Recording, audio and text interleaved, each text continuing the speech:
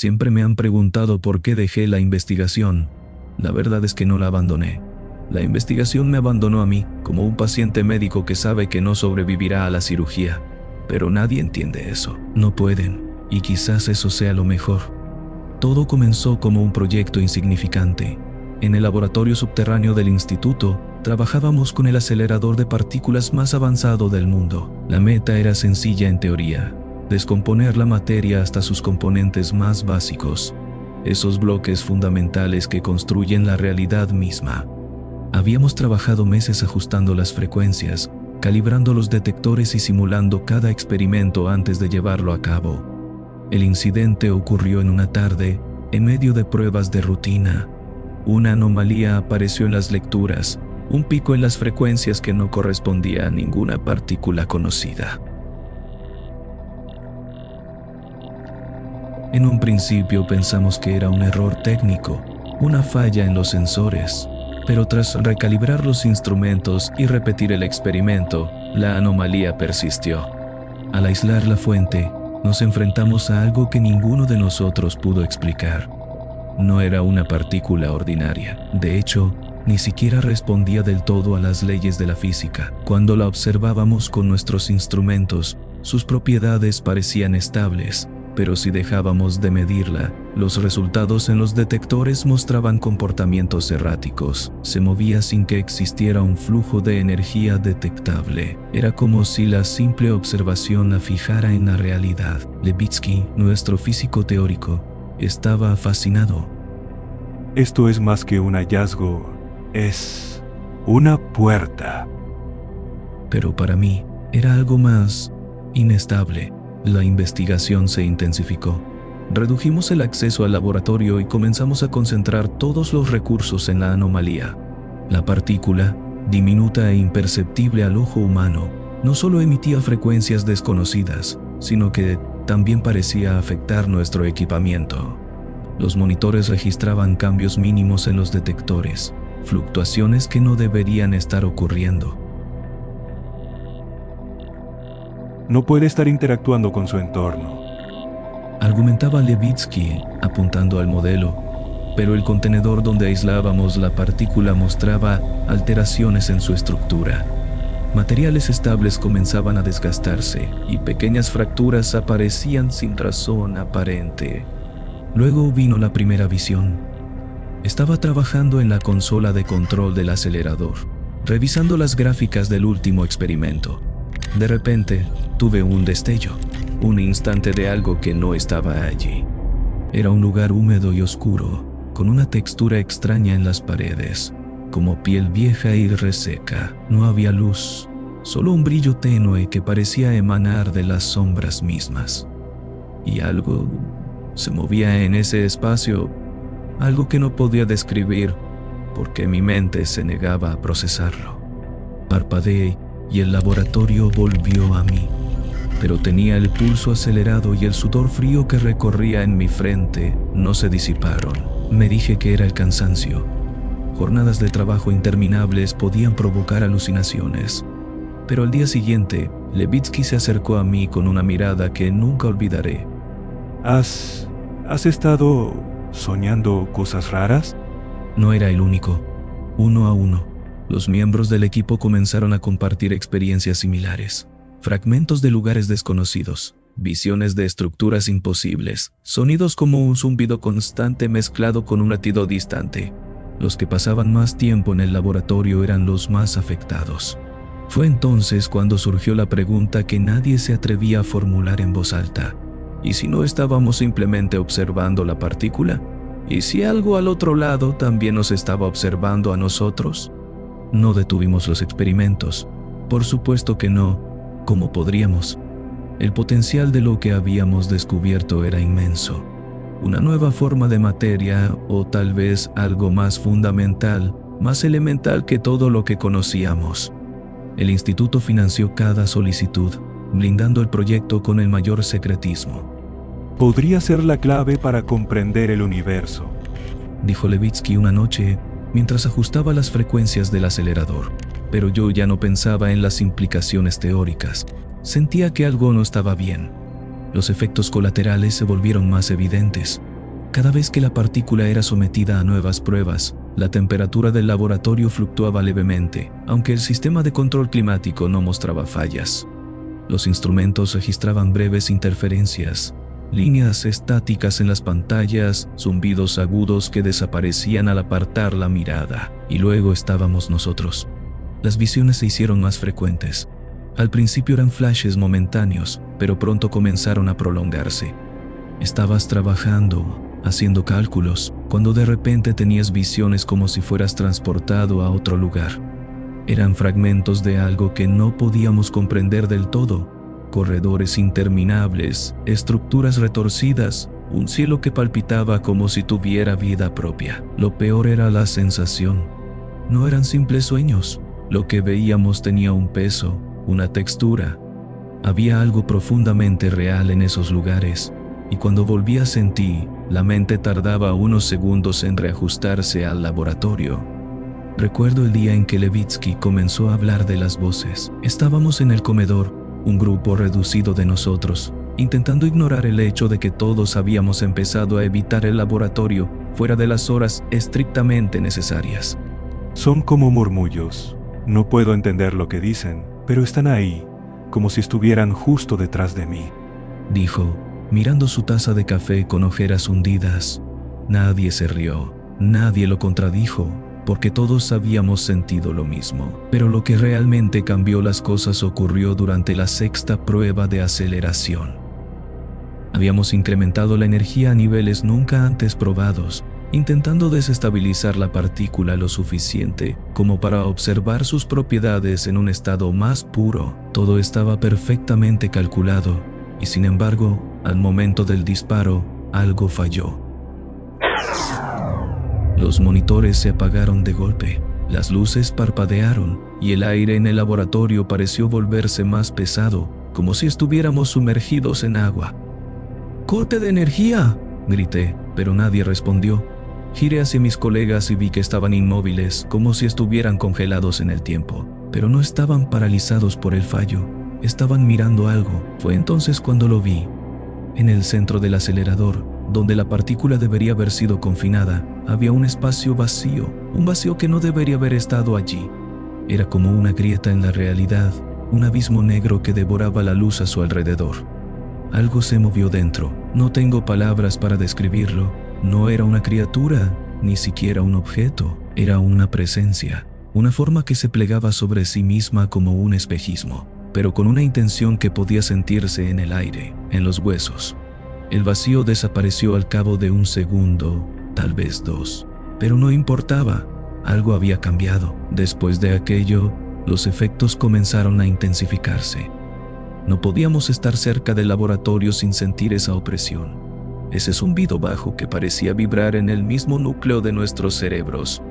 Las visiones dejaron de ser momentáneas. Ahora venían incluso fuera del laboratorio, en nuestras casas, en nuestros sueños. Lo peor fue la noche en que uno de los asistentes técnicos, un joven brillante llamado Carter, apareció en la sala de control cubierto de cortes.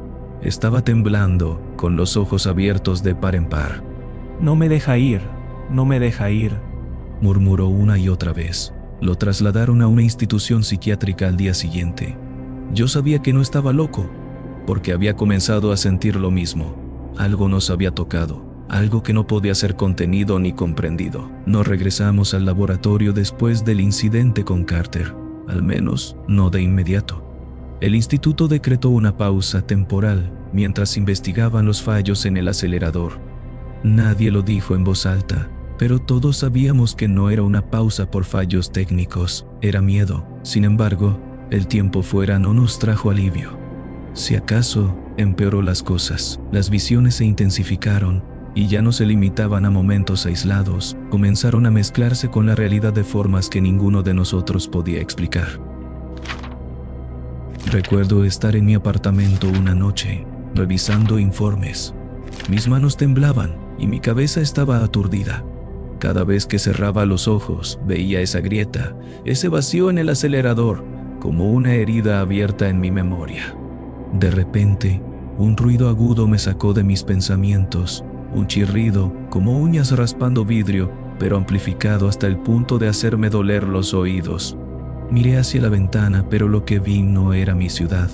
No había edificios, ni luces, ni calles, solo un horizonte imposible, una extensión de sombras ondulantes que parecían respirar. Algo se movía allí, una figura alta y delgada que no caminaba, sino que se deslizaba. Y aunque estaba lejos, sabía que me había visto. Parpadeé y la escena desapareció. Estaba de vuelta en mi sala, el informe aún en mis manos, pero no era un sueño. Lo sabía porque mi nariz sangraba y las paredes parecían vibrar con ese zumbido que ya era parte de mi vida cotidiana. No fui el único en experimentar esto. En las semanas siguientes, los otros miembros del equipo comenzaron a evitar responder mensajes o asistir a reuniones. Algunos desaparecieron por completo. Nadie quería admitirlo, pero estábamos siendo desgarrados poco a poco, como si algo dentro de nosotros resonara con esa cosa que habíamos descubierto. Fue Levitsky quien rompió el silencio. Un día me llamó a su oficina, un lugar que había convertido en un refugio improvisado. Había cubierto las ventanas con mantas y apagado las luces. El único brillo provenía de las pantallas de sus monitores, donde gráficos y ecuaciones incomprensibles se alineaban en patrones frenéticos. Esto va más allá de la física. Es algo más primario, más fundamental. ¿Qué quieres decir?, le pregunté, aunque temía la respuesta. Todo lo que conocemos, las partículas, las fuerzas, las leyes del universo, son capas, ¿entiendes? Capas sobre algo más profundo, algo primigenio. Y lo que encontramos no es una partícula, es una pieza de eso, una parte infinitamente pequeña de algo tan vasto que nuestras mentes no pueden concebirlo. Es como si arrancaras un pedazo de piel de algo inmenso, algo vivo. Y ahora sabe que estamos aquí. Quise decirle que estaba equivocado, que esto era una paranoia colectiva causada por el estrés, pero en el fondo sabía que tenía razón. Lo sentía cada vez que cerraba los ojos, esa presencia, esa vastedad que nos había tocado, que nos estaba absorbiendo poco a poco. Esa noche Levitsky desapareció. Dejaron un comunicado oficial, abandono voluntario del proyecto, pero yo sabía lo que había pasado. Lo encontré en su oficina horas antes de que se fueran los del instituto. Sus notas estaban regadas por el suelo, ecuaciones y diagramas que parecían girar en espiral hacia un único símbolo que no entendía, pero que me llenaba de terror solo con mirarlo. Y al centro de su escritorio había una sola frase, escrita con letra desordenada en tinta roja. No podemos cerrar la puerta. Los días posteriores fueron una niebla de paranoia. Sentía que algo me seguía, incluso cuando estaba solo. Mi reflejo en el espejo tardaba demasiado en moverse. Las luces parpadeaban aunque no hubiera fallas eléctricas. La última prueba antes de que el proyecto se clausurara por completo fue la más aterradora. La partícula, según dijeron los técnicos, había comenzado a expandirse.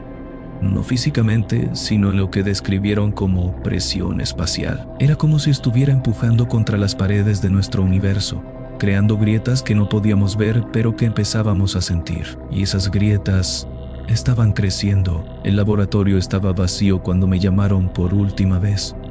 La mayoría del equipo había abandonado el proyecto, aunque nadie lo había hecho oficialmente. Simplemente dejaron de presentarse. Solo quedábamos 3, yo, el técnico de control y un observador enviado por el instituto. Ninguno quería estar allí, pero algo nos mantenía atados, como si cerrar la puerta y no mirar atrás fuera una ofensa contra aquello que habíamos descubierto. Cuando llegué, el ambiente era diferente. No se trataba del zumbido que ya era habitual, ni de las fluctuaciones en las luces. Era el aire mismo, que parecía oponerse a cada respiración, cargado de algo invisible pero denso. El técnico, un joven llamado Roark, me recibió con ojos hundidos. No hacía falta que hablara para saber que estaba al borde del colapso. La frecuencia está aumentando.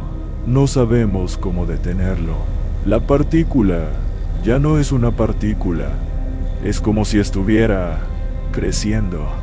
Cuando miré los monitores, supe que tenía razón.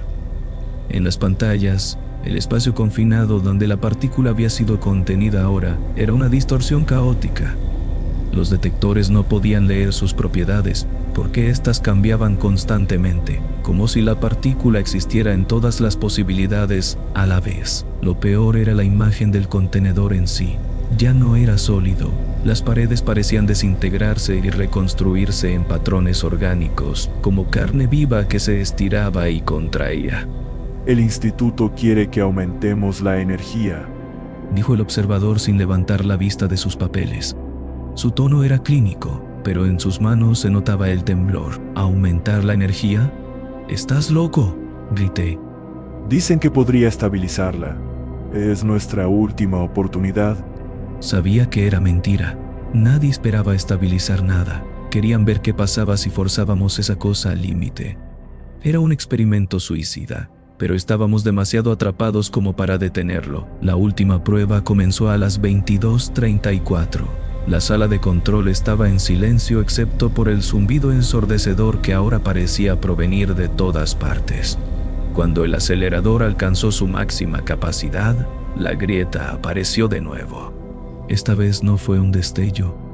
Era un abismo que devoraba la luz, una herida en la realidad que se extendía como si respirara. La presión en la sala era insoportable. Sentí como si mis huesos fueran a romperse. Dentro de la grieta había movimiento. Sombras que no deberían existir se deslizaban por su interior, retorciéndose en formas que desafiaban la lógica. No eran criaturas ni objetos, ideas vivas que colapsaban sobre sí mismas. Entonces escuché las voces. No eran palabras. Eran fragmentos de pensamientos, sentimientos, imágenes imposibles de describir, y estaban dentro de mi cabeza. No podía cerrarlas, no podía apagarlas. Eran abrumadoras, infinitas, como si cada una viniera de una conciencia distinta. El técnico Roarke cayó al suelo gritando. Me giré hacia él, pero su rostro estaba contorsionado, como si algo invisible lo estuviera aplastando desde dentro. Cuando levantó la mirada, sus ojos ya no eran suyos, eran pozos negros, como la grieta, y algo más miraba a través de ellos. Nos vio. Siempre nos ha visto. El observador intentó correr, pero la puerta de la sala de control no se abría. Estábamos atrapados, y la grieta seguía creciendo. No recuerdo cómo salí. Es un borrón de gritos, luz y una sensación de caída interminable. Cuando desperté, estaba en el exterior del laboratorio, tendido en el suelo húmedo de la madrugada. No había señales de los demás. El instituto clausuró el proyecto y borró todo rastro. Oficialmente, fue una explosión técnica. El complejo quedó sellado, enterrado bajo toneladas de concreto. Pero no importa cuánto lo escondan, porque la grieta sigue ahí. Lo sé porque la siento, incluso ahora mientras escribo esto. En mis sueños, en los rincones de mi visión periférica, siempre está acechando. Lo que encontramos no era una partícula. Era una parte ínfima, un fragmento muerto, de algo más vasto, algo que existía antes de que nuestro universo fuera siquiera una idea. Y al tocarlo, dejamos que nos viera. Nosotros solo miramos una grieta, pero para eso, la grieta también nos miró a nosotros.